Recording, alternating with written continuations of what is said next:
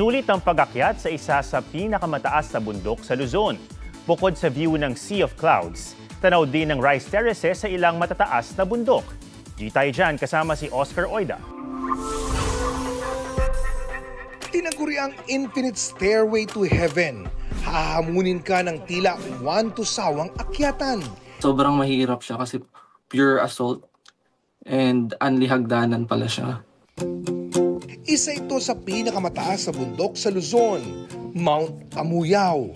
Challenging na akyat pero di ka aayaw. Lalo na kung sa tuktok sasalubong ang nagbabagang ulap na yumayakap sa kabundukan. Akala namin walang sunrise kasi sobrang lamig. Best view comes after the hardest climb. Tanaw rin ang iba pang majestic mountains, ang Mount Pulag at Mount Napulawan.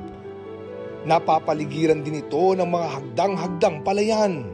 Ipinagmamalaki din ito ang rich biodiversity o mayamang saribuhay, hitik sa mossy forest, pine trees, orchids at endemic species ng ibon.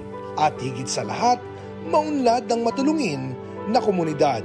Sila yung mag-guide sa'yo papunta kung saan yung water source. May mga locals din na ina-assist yung mga ibang hikers na pababa na. Oscar Oida nagbabalita para sa GMA Integrated News.